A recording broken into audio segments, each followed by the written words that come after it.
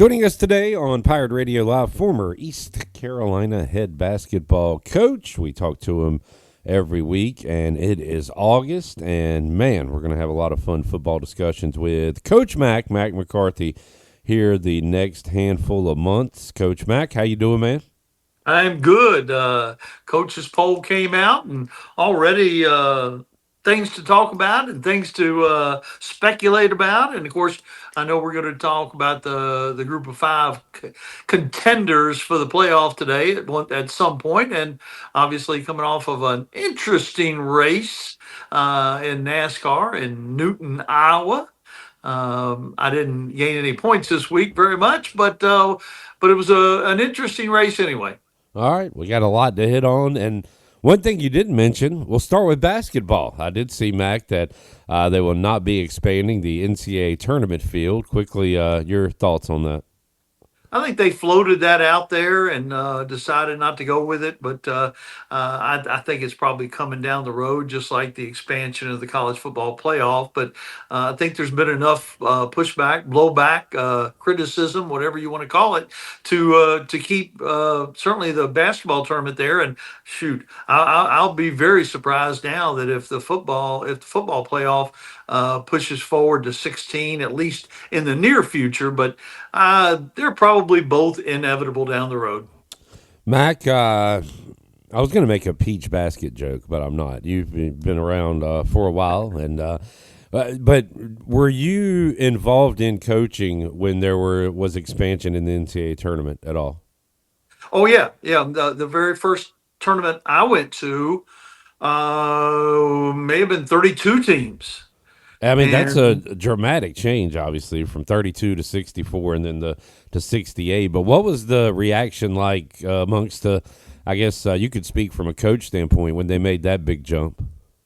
well, the jump coincided with a lot more teams going to Division One too. It wasn't done in a vacuum. A lot of people had decided that Division One basketball was an attainable goal for them, and the pool itself went from like between 100 and 200 all the way up to what it is now, over 360.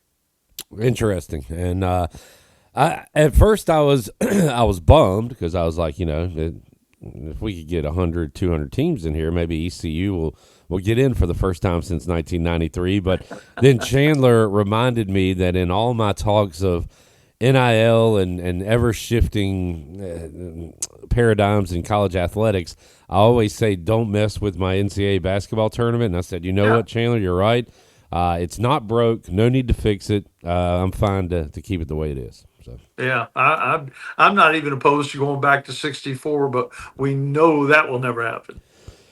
One thing I do want to change, Mac, and you've got some pull. We got to make it so if you win your conference tournament, you don't play in the first four. That's my only argument. No conference tournament winner should be playing in the first four. That should be for at-larges only. I'm not opposed to that. I can get with you on that one. All right, there we go. All right, Coach Mac, we'll talk a little football. As you said, the coaches poll came out. One East Carolina opponent in that poll, and that's BYU, getting in, and they will play two games before coming here to Greenville, and they will be favored by 40 in one of those games, and then whatever they are against Stanford. So likely 2-0, maybe top 20-ish when they roll into Greenville. And then you had a trio of ECU opponents back to back to back in the receiving votes, those being Yeah. Memphis, Tulane, and Army. Navy in there was receiving votes as well. So that's what it looks like for ECU schedule purposes. Anything stand out there? I'll tell you one more thing that stands out to me, and I keep saying this. I love Sellers at South Carolina, but I think they were like 13th or something. They're top 15. That I don't know. That seems like a bullseye that may not be attainable for the Gamecocks this year. So Yeah, anything? I thought that was too high. I thought they were they were kind of the second team that I thought was too high. I thought Miami at 10, Yeah. talent wise, maybe, but I mean, they've got to play Notre Dame, Florida, Florida State, Louisville, SMU, and some other good ACC teams. But South Carolina jumped out. Michigan, I think, is too high at 14. I think Tennessee's too high with a quarterback that last year was starting at App State and maybe great, but you don't know. Indiana, are they the same team they were? I thought BYU was too high, but for East Carolina, I really like that they're ranked because they'll be ranked, like you said, they'll be in the top 20 by the time they get to Dowdy Ficklin. Well, if teams are too high, Mac, who's too low? Who maybe missed out or is too low in your opinion? Anybody you like? Certainly Missouri, Louisville, and USC should all be in the top 25. If nothing else, talent wise. But Oklahoma, who barely missed it, probably could be in there. I think Iowa's better than people think. I think Georgia Tech is probably better than a lot of people think, just looking through it off the top. And then, of course, like you mentioned with the group of five folks, you had Boise, Memphis, Army, Navy, Tulane. And the one I didn't really know much about was Buffalo getting one vote. Yeah, I saw the Bulls get a vote. Mac, didn't we talk about how just brutal Florida's schedule was last year? I feel like we had that conversation quite a bit. Yeah, With and they won a bunch down the stretch and, yeah, and surprised people. And they've got a brutal schedule again. it's Talent wise, they may be picked about right at 17, but goodness gracious, yeah, they have a really, really difficult schedule. need to take care of Long Island and South Florida because after that, from September 13th to October 11th, they go at LSU, at Miami, Texas, and at Texas A&M. They Wow. get a reprieve with Mississippi State, and then have the Georgia game in Jacksonville. They go on the road to Kentucky and Ole Miss before returning home for Tennessee and Florida State. So if you're a Florida fan that wants to see a lot of wins, you might be in trouble. But man, if you're a season ticket holder, you're going to see some awesome football this year. Yeah, and Lagway, showed when he was healthy last year that he can be an SEC caliber winning quarterback. But that's still, even if they can play well and barely make it to a bowl game. Yeah, and credit to Danny Beal yesterday. I asked him kind of some overall college football thoughts when he was hanging out with us, and he said, "Look at Florida's schedule, look at Notre Dame's schedule." And after we went through Florida's, I thought he was saying Notre Dame had a tough one, and he ran through it, and I was waiting for him to get to the tough games, and they're not really there. The Irish a very favorable schedule, and I know Coach Mack, we kind of implore folks that if you are making predictions or wagers to make sure you don't just look at the team and the roster, look who they're playing, but Yeah. a favorable one for the Irish this year. Yeah, and I'll try to look at that as we talked about the group of five folks that could make it to to the playoff situation. Boise only plays at Notre Dame, and if they could play them, close, that would be big. People mention JMU, but they've got Louisville, they've got Liberty, they've got Washington State. Navy has Notre Dame, and of course, playing Notre Dame last year cost Navy because when they got embarrassed by Notre Dame, they were kind of out of the running.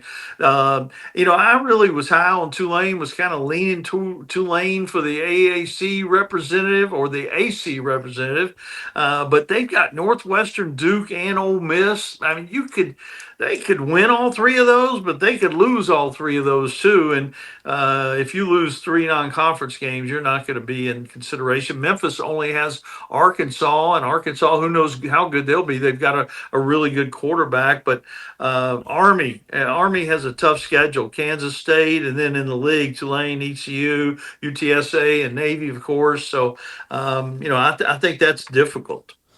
Real quick, Matt, and last year we did I did the group of five games to watch and power rankings and stuff like that because they're almost mini playoff games to some degree, and Sure. I kind of like the opening Thursday night while East Carolina taking on NC State, and that game is on the ACC network because on the big ESPN network it'll be Boise State at South Florida, and you You mentioned Boise State going to Notre Dame, so and the Broncos are a favorite in that game, but that's an important one early on for these Group of Five schools. It is, and I didn't mention that game. Probably should have mentioned that game. Several people play USF, and they always have a number of good players. But Boise has to replace Gente. They've got a transfer from Fresno State, a running back who's really good, and of course they've got their quarterback Manic Madsen back again too. So they think they haven't replaced a first round draft choice like Gente, but they feel like they've got an adequate running back coming in from Fresno State. And who's going to be the team to get the headlines and maybe get the ranking early by knocking off a quote unquote power school? And it's not equal. Memphis gets Arkansas, whereas UTSA goes to Texas A&M. Obviously, the UTSA win would be a lot better than Memphis's win over Arkansas, but everybody's going to get a shot. You mentioned Tulane. That game against Duke is fascinating, and I'd love to see Tulane beat Northwestern and South Alabama and go into a home game against Duke against their former quarterback. That would be awesome. So, Mac, every one of these schools has at least one kind of bump-up game, and I mentioned South Florida. What if they do beat Boise and they go to the Swamp the next week? And then, by the way, the week after that, they're at Miami. So, I feel like one of these upsets will happen. It's just ECU at NC State and BYU. It's just a matter of who can get it done. And at that point, that's almost when it's more difficult to hang on to it, Mac, because when you're at East Carolina and that year ECU, you were here probably, Mac, when they beat your Hokies and West Virginia. West Virginia back to back, Yeah, we're top 15 in the country, and then they lose to NC State. So it's almost tougher to hold on to it than to actually grasp it, Yeah, and it is fascinating. And everybody's scheduled. Duke, has that really interesting game against Tulane where they took their quarterback, and then they also have a game against Illinois. And Duke and Illinois are two of the teams that people are talking about. Illinois ranked way too high, I think, at 12. I think they could get there eventually, but going in, I don't see why they're number 12. But Duke and Illinois that's two teams that people are talking about. Maybe they're the Indiana of 2025. Yeah, we're looking to see who's that team that's going to be there in the college football playoff that maybe we didn't have at the beginning of the year. Mac, we got a few more minutes for college football talk, and I didn't really set a guideline or topic with you today other than the Group of Five, and we kind of hit on that. What is your favorite network to watch college football on Saturdays? Or your favorite channel, your favorite broadcasters? Is there a pregame show you like, dislike? Who's got the best presentation in 2025, in your opinion? Gosh, yeah, things have changed so much with the Fox and whatever they're called. I don't even know what that show is called, but it's interesting. But it's kind of counter programmed to the gold standard, which was game day. And I got to say, game day is not as important to me anymore with McAfee on. And I know he has his fans and he has his detractors, but I certainly fall in the latter category. I don't enjoy him being on there. I think he has drugged the program down. I think they're going to miss Corso more than they think, although I think Saban has done an outstanding job, and they still really do a really good job overall. But I think they have lowered the bar a little bit in terms of civility and just enjoying pleasure from my point of view. As far as the announcers go, I'd have to think about that, but I've always enjoyed the CBS broadcast. They of course they seem to have really big games, that afternoon game and that 3:30 time slot, and of course now they're in the Big Ten rather than the SEC. But there are so many good announcers out there that that could be a whole show talking about play by play and analysts. I'll give you a week to prepare for that next time, because that I do want to hear your real thoughts on that rather than off the top of your head. I was pretty sports devastated, not real life devastated, but sports devastated when the SEC and CBS went away with that 3:30 time slot. But I don't remember it affecting me that much last year as a football viewer, and maybe because we had the expanded conferences and there was seemingly just big games every single week on different networks, so didn't affect me as much as I thought it would. But that the Big Ten, the SEC 3:30. I had a trivia question about Gary Danielson last night at Sports Trivia. Just some things you just won't, for the rest of your lives, and we kind of missed that. But I'm with you. The big noon or whatever, big noon kickoff on Fox. I thought it was funny, Mac. So ESPN has McAfee, and all right, maybe we should go away from what they're doing and try something different. But no, instead Fox brings in Dave Portnoy from Barstool. So basically, sounds like they're trying to do the same thing. Oh yeah, let's just go to the lowest common denominator. That's exactly where they're headed. So that's something new for this upcoming football season. We'll hit that topic at length another day. NASCAR wise, Iowa, how was the racing, guys? William Byron won. I was very busy Sunday, so I didn't really get to watch a lot of it. Mac, how was it? It wasn't good from the standpoint of it got off to a bad start when the ARCA cars went faster in qualifying than the Cup cars. You knew there was a problem, and if they don't increase the horsepower and give them a little bit more horsepower at these short tracks, they're headed down the wrong road. You very seldom have a fuel mileage race at a short track, but we managed to have one, which thank goodness was the only thing interesting about it because there weren't a lot of passes for the lead. But Bell and Elliott and some of the usual suspects were up front for most of the race. Briscoe was up there for a while too, but yeah, Bell pulled it off, and I thought my guy Elliott and Blaney both had a chance, but I gained no ground this week. I know. Wait, who? You said Byron won. He said Bell. Who won? I said Bell, but it's Byron. Okay, gotcha. Yeah. Okay.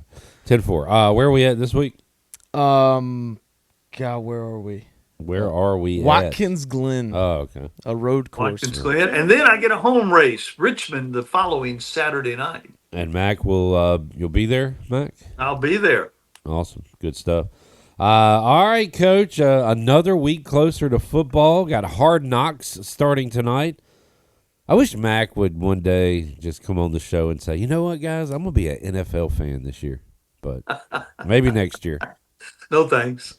But, man, we're going to enjoy talking college football with you each and every week here on Pirate Radio Live. Really looking forward to the season starting. Mac, appreciate you joining us today, man. We'll do it again next week. Thank you, guys. Look forward to seeing you.